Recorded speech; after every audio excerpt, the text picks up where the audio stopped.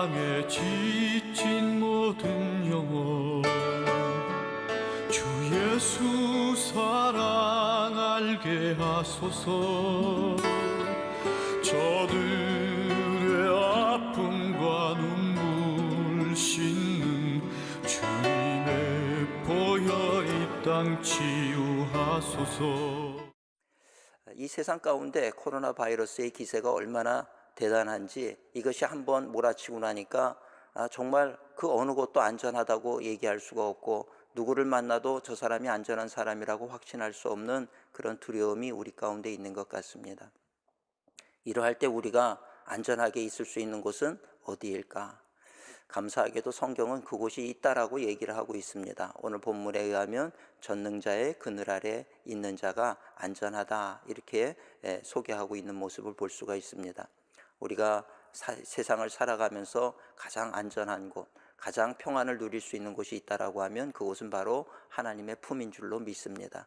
오늘 주님께서 오늘 성경의 말씀처럼 암탉이 병아리를 품듯이 그 깃으로 우리를 덮으실 때 우리는 상황이 어떠하든지 우리는 그 안에서 안전을 보장받고 평안한 인생을 살아가게 되는 줄로 믿습니다.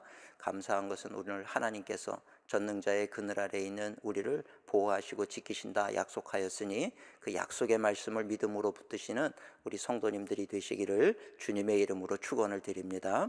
저는 우리가 주님의 품 안에 있을 때가 안전하지만 그러나 그 안전과 더불어서 또 베푸시는 은혜가 있습니다. 저는 오늘 이 말씀을 통해서 하나님께서 우리에게 어떤 은혜를 베푸시는가 세 가지 말씀을 잠시 생각해보고 함께 은혜를 나누고자 합니다.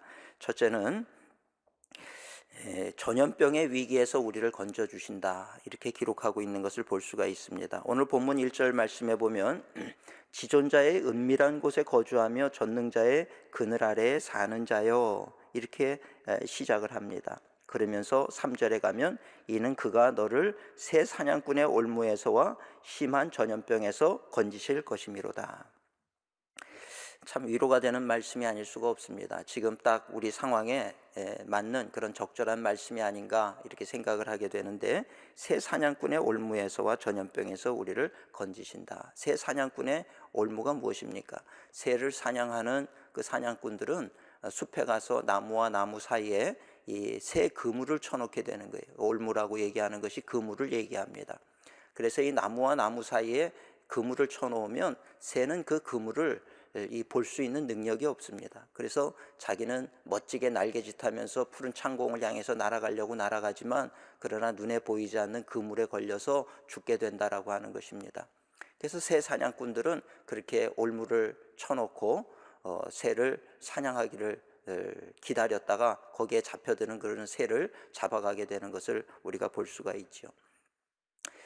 사탄이 우리를 공격할 때 똑같다는 것입니다. 우리는 그 영적인 세계를 보지 못하기 때문에 어디가 안전한지를 모르죠. 그러고 살아갈 때가 많이 있지만 이 사탄은 마치 이 새 사냥꾼이 참새를 사냥하듯이 오늘 우리를 향해서 그물을 쳐놓고 우리가 걸려지게 되어질 때 우리를 죽이고 멸망시키려고 하는 것을 볼 수가 있다는 것입니다. 그런데 그럼에도 불구하고 감사한 것은 하나님께서 그렇게 걸려 넘어지는 우리를 건지시고 살리시고 새로운 기회를 허락해 주신다는 이 약속의 말씀이 또한 우리에게 얼마나 큰 위로가 되는지 모르겠습니다. 전염병도 마찬가지라는 것입니다. 나는 전염병에 절대로 걸리지 않을 거야, 두 주먹을 불끈 쥐고 결단한다고 해서 이 전염병으로부터 자유로울 수 있는 사람은 없다라고 하는 것입니다. 코로나 바이러스, 이 코로나19 바이러스도 마찬가지지요. 어떤 사람들은 약을 먹으면 낫지 않겠습니까? 그런데 지금까지 이 약이라고 하는 것이 개발이 되지 않았다는 얘기예요. 그래서 앞으로 어떻게 될지 예측할 수 없는 그런 가운데 있다는 것입니다. 그래서 우리는 두려워할 수밖에 없지만 그러나 그럼에도 불구하고 오늘 우리 하나님께서는 우리를 건지실 것이다, 이렇게 약속하고 있는 이 말씀을 붙드시는 우리 성도님들이 되시기를 주님의 이름으로 축원을 드립니다. 사람들은 그래서 늘 이런 두려움을 가지고 사는데 사람이 이렇게 두려움을 갖게 되는 이유가 뭔가 하면 바로 미래를 예측하지 못하기 때문이라고 하는 것입니다. 오늘 말씀은 그런 전염병의 위험으로부터 우리를 건지시겠다 약속하고 있는 이 약속의 말씀이 얼마나 감사한지 모른다는 거죠. 세상에 그 누구도 내가 국민을 보호하겠습니다. 내가 당신을 보호하겠습니다. 이렇게 얘기를 한다고 해도 그것은 그 사람의 그저 하는 얘기일 뿐이지, 진짜 우리 사람으로서는 내가 아무리 사랑하는 내 가족이라 할지라도 내 자녀라 할지라도 이런 전염병의 위협으로부터 우리가 보호해주고 지켜줄 수 있는 사람은 없다라고 하는 것입니다. 그런데 하나님께서 내가 너를 건지고 내가 너를 지켜줄 것이다 약속의 말씀을 주실 때는 그 말씀은 신뢰할 수 있는 말씀이라는 거죠. 왜 그렇습니까? 하나님은 그럴 수 있는 능력이 있으신 분이시기 때문에 그렇다는 이야기입니다. 이런 얘기를 하면 에이 목사님 그저 그냥 그 얘기는 그저 맨날 하는 얘기 아닙니까? 그 말씀을 어떻게 믿습니까? 하나님이 진짜 계시기는 한 것입니까? 우리가 이렇게 생각할 때가 있다는 거죠. 근데 오늘 우리 사랑하는 성도님들, 믿음이라고 하는 것은 그저 우리의 어떤 이성이나 논리나 우리의 경험으로 말미암아서 그것을 납득하고 이해하는 것, 그것을 믿음이라고 얘기하지 않는다는 것입니다. 성경은 믿음의 책입니다. 그래서 성경을 보면 수많은 기적의 이야기가 기록되어 있는 것을 우리가 볼 수가 있다는 거죠. 그럼 또 질문을 해요. 에이 목사님, 그런 말씀 어떻게 다 믿으라고 그러세요? 확인도 안 되지 않습니까? 이렇게 성경의 말씀을 그저 하나의 신화의 책으로 그 정도로 받아들이고 그 정도로 얘기하는 사람들도 없지 않아 있는 것 같아요. 근데 성도님도 한번 입장을 바꿔놓고 생각을 해보시기를 바랍니다. 살아계신 하나님께서 어떻게 해서든지 이 인류 역사를 주관하는 분은 하나님이시고 당신이 우리를 지키시고 보호하시고 인도하시는 것을 알게 하고 싶은데 아무리 얘기를 해줘도 우리가 믿지를 않는다는 거예요. 얼마나 하나님의 마음이 답답하겠습니까? 그래서 성경이라고 하는 것을 기록을 해서 그 안에 수많은 기적의 이야기들, 샘플들이죠. 아브라함과 함께하고 모세와 함께하시고 여호수아와 함께하시고 다윗과 함께하시고, 그래서 수많은 기적들을 일으키고 수많은 놀라운 일들을 일으켰던 것을 다 기록하게 그렇게 남겨둬서 이거 봐라, 이렇게 내가 인류의 역사 속에 이런 일들을 해왔다라고 우리에게 보여주는 것이 성경의 말씀입니다. 그 말씀을 우리에게 제시하면서 이렇게 많은 일들을 내가 하지 않았느냐라고 그 책을 주심에도 불구하고 우리는 그 책 자체를 믿으려고 하지 않는다는 거죠. 그러할 때 오늘 우리 하나님의 마음이 얼마나 아프실까, 이런 생각을 해보게 된다는 이야기입니다. 새벽에 말씀을 묵상하는 중에 로마서 4장의 말씀, 아브라함의 믿음에 관한 말씀이에요. 이 말씀을 제가 가만히 묵상을 하다 보니까 믿음에 대해서 새로운 그런 관점을 가지게 되는 부분이 있었습니다. 로마서 4장 19절에 보면 아브라함의 믿음에 대해서 소개를 하는데 이렇게 소개를 합니다.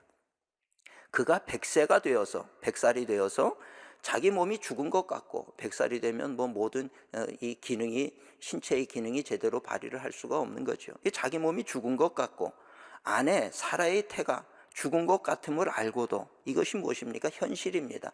이것이 이성적인 사고인 거죠.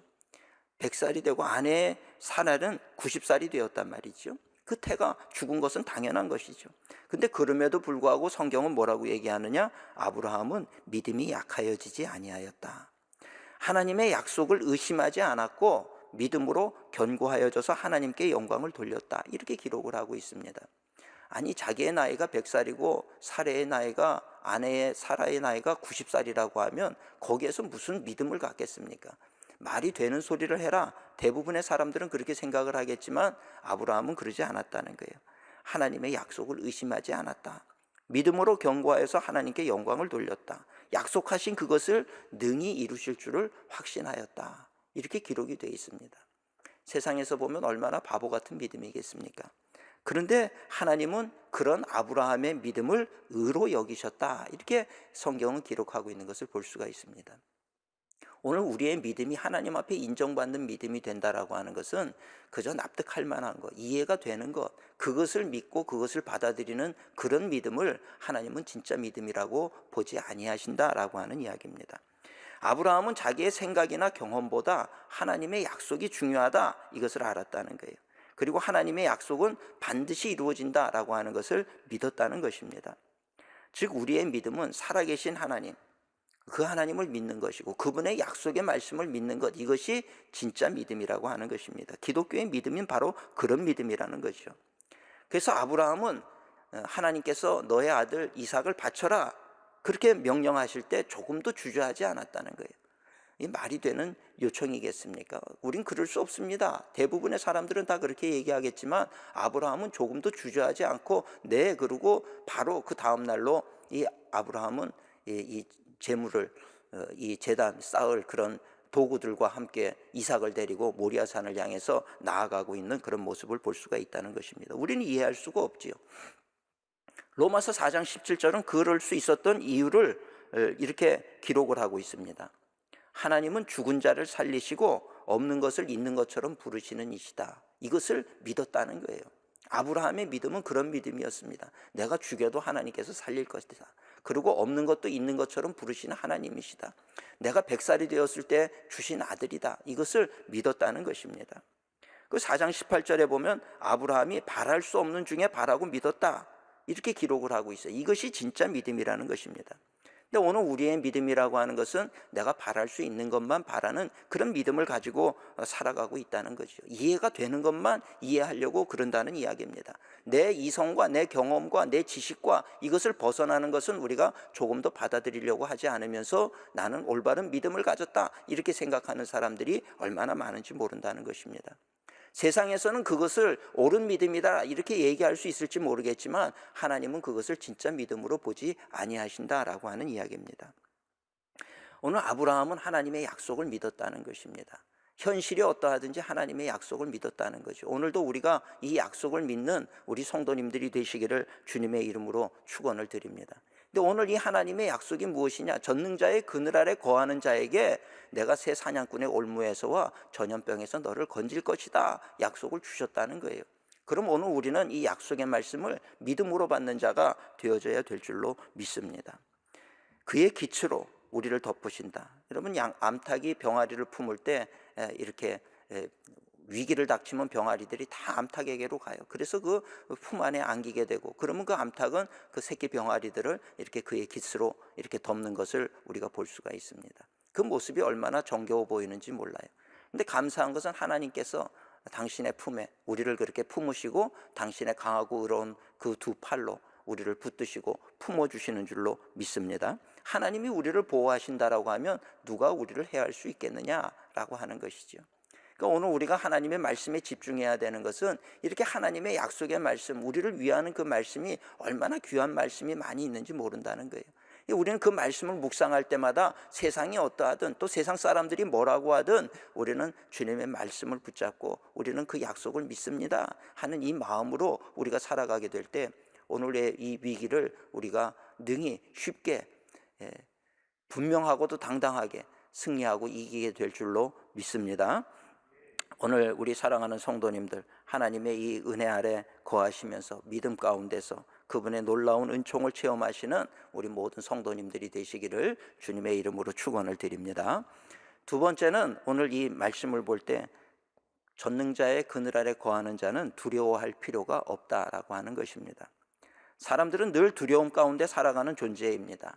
근데 그 이유가 뭔가 하면 미래를 예측하지 못하기 때문이라는 것이, 이 불확실한 미래, 그 미래가 어떤 미래가 닥칠지 모르는데 그 미래가 이렇게 닥쳐올 때, 문제가 닥쳐오게 될 때 내가 그것을 해결할 수 있는 능력이 있다, 그것을 내가 확인만 한다라고 하면 두려워하지 않을 것입니다.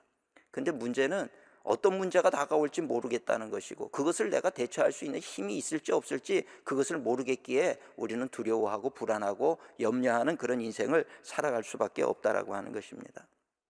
이번에 코로나19 사태도 마찬가지죠. 나에게 걸리면 어떡하나, 이 두려움 속에서 우리가 집 밖에 나가는 것이 두려워지는 것입니다. 나에게 걸리면 어떡하나, 혹시라도 그걸 통해서 폐가 상하면 어떡하나, 이걸 통해서 내가 죽으면 어떡하나, 그거에 대한 두려움 때문에 오늘 사람들이 이렇게 활동을 자제하고 두려워하고 염려하고 하는 그런 가운데 살아가고 있는 것을 볼 수가 있습니다. 그런 오늘 우리에게 오늘 우리 주님께서 주시는 약속의 말씀이 있습니다. 그것이 무엇입니까? 두려워하지 말라는 거예요. 두려워하지 말라. 6절에 보니까 어두울 때 퍼지는 전염병과 밝을 때 닥쳐오는 재앙을 두려워하지 아니하리로다. 이런 이 어두울 때 퍼지는 전염병, 참 이 시대를 얼마나 이렇게 잘 표현하고 있는지 모르겠습니다. 밝을 때에 닥쳐오는 재앙을 두려워하지 아니하리로다. 두려워할 필요가 없다는 얘기입니다. 성경에 두려워하지는 말라는 말씀이 누가 그래요? 제가 확인하지는 못했지만 366번이 있다. 1년은 365일인데 왜 366번이 있습니까? 어떤 분이 그러더라고요. 윤달이 있는 해는 1년이 366일이라는 거예요. 그래서 그 날일까지라도 하나님께서는 다 계산을 하시고 두려워하지 마라. 그러니까 매일매일 두려워하지 말라. 아침에 일어나면 두려워하지 말아라. 이 약속의 말씀을 주신다는 거예요. 오늘도 내가 너와 함께 할 것이기 때문에, 오늘도 내가 너를 보호할 것이니 두려워할 필요가 없다. 아니, 하나님은 그냥 한 번만 두려워하지 말라고 말씀하시지 왜 그렇게 많은 부분에서 두려워하지 말라고 이야기하는 이유가 도대체 무엇입니까? 이유가 뭐겠습니까? 우리는 하나님의 말씀을 들으면서도 매일매일 매 순간순간 두려워하면서 살기 때문에 하나님은 오늘 우리에게 두려워하지 마라, 두려워하지 마라. 매일매일 이와 같은 약속의 말씀을 주신다는 이야기입니다. 근데 사실 두려워한다라고 하는 것은 어떤 의미에서 믿음이 없는 것을 의미하는 것입니다. 하나님이 진짜 나와 함께 하신다는 것을 내가 믿는다라고 하면 우리가 두려워할 이유가 없다는 거죠. 근데 그럼에도 불구하고 우리는 두려워요. 그 이유는 진짜 하나님이 나를 보호하실까 하는 그런 의심이 있기 때문에 우리는 두려워할 수밖에 없다는 것입니다. 오늘 우리 사랑하는 성도님들, 하나님은 누가 뭐라 해도 우리를 사랑하시는 하나님이 되시는 줄로 믿습니다. 육신의 부모의 그 사랑과도 비교할 수 없을 만큼 우리를 사랑하시는 분이 우리 하나님의 사랑이라는 거예요. 그래서 이 하나님의 사랑에 대해서 잘 보여주는 부분이 성경에 여러 곳에 있는데 이사야 49장 15절에 보면 이런 말씀이 있습니다. 여인이 어찌 그 젖먹는 자식을 잊겠으며 자기 태에서 난 아들을 긍휼히 여기지 않겠느냐. 그들은 혹시 잊을지라도 나는 너를 잊지 아니할 것이라. 여인이 어찌 그 젖먹는 자식을 잊겠느냐. 남자들은 이걸 잘 모르지요. 그러나 아이를 출산해 본 경험이 있는 어머니들은 이 마음을, 이 말씀의 뜻을 알 거예요. 여인이 어찌 그 젖먹는 자식을 잊겠는가. 그들은 혹시 잊을지라도 나는 너를 잊지 않는다. 제가 만나본 성도님들 가운데 제일 큰 기쁨을 가진 사람들을 손꼽으라 그러면 그것은 두말할 것도 없어요. 태어난 지 얼마 안 되는 아기를 안고 와서 목사님, 이제 우리 아기가 처음 교회 나왔어요. 우리 아이를 축복기도 해주세요. 그러면서 자기의 품에 안겨있는 그 어린 아기를 바라보는 어머니보다 더 큰 기쁨을 가진 사람을 저는 본 적이 없습니다. 그 아기를 바라볼 때 모든 기쁨이 그 아기에게 쏘여 있어요. 어떤 면에 있어서는 제가 기도하는 기도 소리도 듣지 않는 것 같아. 그 아기를 쳐다보면서 그렇게 기뻐하고, 그리고 그 아이가 세상의 전부인 것처럼 그렇게 생각하며 기뻐하는 그 엄마의 모습, 그 모습보다 더 기쁨을 가진 사람을 저는 본 적이 없습니다. 그런데 이사야 49장 15절에 보면 그런 엄마의 사랑과도 비교할 수 없는 것이 오늘 나를 향한 하나님의 사랑이다, 이렇게 이야기하고 있다는 거예요. 그 하나님이 오늘 우리에게 뭐라고 말씀하시는가 보면 우리를 보호하실 것이다. 심한 전염병에서 건지실 것이다. 오늘 사랑하는 성도님들, 세상에서 제일 강한 사람이 누구인지 아십니까? 세상에서 제일 강한 사람은 어머니예요. 여자는 약하지만 어머니는 강하다, 이런 이야기가 있습니다. 진짜 강해서 강한 것이 아니라 자식을 위해서라면 내 생명도 불사하는 존재라는 이야기입니다. 내 생명도 아끼지를 않는 거예요. 물불을 가리지를 않습니다. 그래서 어머니는 강한 것이죠. 시편 91편 10절 11절에 보면 화가 내게 미치지 못하며 재앙이 내 장막에 가까이 오지 못하리니 그가 너를 위하여 그의 천사들을 명령하사 내 모든 길에서 너를 지키게 하심이라. 천사들까지라도 다 동원을 해서 우리를 지키도록 하시는 분이 하나님이시라는 이야기입니다. 이런 하나님이 우리와 함께 하시고 우리를 지키시려고 하는 그런 강한 의지를 가지고 계시다라고 하면 두려워하지 말라 말씀하시는 이 하나님의 말씀 앞에 무엇이 더 필요하겠습니까? 우리 사랑하는 성도님들, 하나님을 오해하지 말고 하나님을 끝까지 신뢰하시는 우리 성도님들이 되시기를 주님의 이름으로 축원을 드립니다. 두려워하지 말고 오직 깊은 감사와 영광으로 하나님 앞에 영광 돌리는 우리가 되어야 될 줄로 믿습니다. 세 번째로 오늘 지존자의 은밀한 곳에 거하는 자에게 베푸시는 은혜가 있습니다. 그것은 강하고 존귀한 자가 되게 할 것이다 라고 하는 약속입니다. 강하고 존귀한 자가 되게 할 것이다. 시험이나 어려움이라고 하는 것이 꼭 나쁜 것만은 아닌 것 같아요. 물론 그 순간에는 힘들고 피하고 싶고 때로는 원망도 되고 그러는 것이 맞습니다. 근데 놀라운 것은 지나고 보면 내가 그만큼 더 강해져 있는 나를 보게 된다라고 하는 것입니다. 처음에는 작은 것에도 놀라고 힘들어하던 내가 시간이 지나면 지날수록 강해지는 거예요. 이것을 성장이라고 얘기하고 성숙이라고 얘기를 하는 것입니다. 오늘 13절에 보니까 내가 사자와 독사를 밟으며 젊은 사자와 뱀을 발로 누르리로다. 이게 가능하다고 생각하십니까? 독사가 앞에 나타났는데 발로 밟을 수가 있겠습니까? 얼마나 무서운지 몰라요. 독사야 뭐 내가 피하면 된다 그러지만 젊은 사자는 어떻게 하겠습니까? 그런데 제가 지금 믿는 것은 나는 할 수 없지만 주님께서 힘 주시면 할 수 있다라고 하는 것을 저는 믿습니다. 그것이 바로 믿음이라는 거예요. 오늘 하나님께서 요즘에 이 코로나19 이 사태가 우리에게 발생한 것, 하나님 왜 이런 사태를 주셔서 우리가 예배도 못 드리고 이렇게 다 흩어지고 이런 일들을 허락하셨습니까? 이것이 무엇입니까? 우리는 그렇게 생각할지도 모르겠어요. 그러나 참새 한 마리도 하나님이 허락하지 않으면 땅에 떨어지는 법이 없습니다. 그런 우리에게 하나님께서 이런 사태를 맞게 하셨다라고 하는 것은 뭔가 우리가 본질을 돌아보라라고 하는, 우리 자신을 돌아보고 예배를 돌아보고 우리가 평소 귀하게 여기지 못하던 것들을 귀하게 돌아볼 수 있는 기회를 주신 줄로 믿습니다. 그리고 또 앞으로 어떤 일이 닥칠지 몰라요. 그러나 이 일을 통해서 우리가 위기 상황에는 무엇을 어찌해야 될지 대처할 수 있는 힘을 주시고 능력을 주시는 기회라고 저는 믿습니다. 처음에는 허둥대던 우리들이 한 주가 지나고 나니까 이제는 이런 일이 닥쳤을 때 무엇을 대비해야 되고 무엇을 어찌해야 될지를 알게 되었다는 것이지요. 그래서 하나님께서는 이걸 통해서 우리는 지금 알지는 못하지만 분명히 우리를 연단시키시고 강하게 훈련시키시고 이거를 통해서 더욱더 강한 존재가 되게 만드시고 더욱더 위기 가운데 대처할 수 있는 힘과 능력을 가진 교회로 하나님이 세워가시는 줄로 믿습니다. 그래서 오늘 우리는 어떤 어려운 상황 속에서도 하나님을 찬양하고 하나님께 감사를 돌리는 일을 소홀히 해서는 안 된다라고 하는 이야기입니다. 거기에 더불어서 더욱 감사한 것이 있습니다. 그것이 뭐냐면 오늘 마지막 절을 보면 14절에서 16절에 보면 거기서 끝나는 것이 아니라 우리를 강하게 만드실 뿐만 아니라 우리를 존귀하게 만드신다는 거예요. 14절에 보면 그가 내 이름을 안즉 내가 그를 높이리라. 15절에 보면 그를 건지고 영화롭게 하리라. 16절에 보면 나의 구원을 그에게 보이리라. 이렇게 기록하고 있는 것을 볼 수가 있습니다. 오늘 우리가 세상에서는 이런 일 저런 일을 당할 수가 있습니다. 그러나 우리가 분명히 믿어야 되는 것은 결국은 우리는 웃게 되어 있다라고 하는 것입니다. 결국 그 끝은 고난으로, 실패로, 절망으로, 패배로 끝나는 것이 아니라 하나님의 도우심으로 말미암아 우리는 웃게 되어 있다라고 하는 이야기입니다. 너희가 세상에서는 환난을 당하나 담대하라. 내가 세상을 이기었노라. 주시는 그 주님의 말씀을 오늘 우리가 붙들어야 될 줄로 믿습니다. 오직 천지를 만드시고 인류 역사를 주관하시는 우리의 왕 되신 하나님께서 오늘 우리에게 주시는 약속이 무엇입니까? 우리를 그분의 날개 아래, 그분의 보호 아래 우리를 품을 것이다. 그러니 너희는 두려워하지 말아라. 내가 너희를 강하게 할 것이다. 담대하게 할 것이다. 또 전염병이 너희를 해치지 못하도록 내가 그 전염병의 위기 속에서 너희를 건져낼 것이다.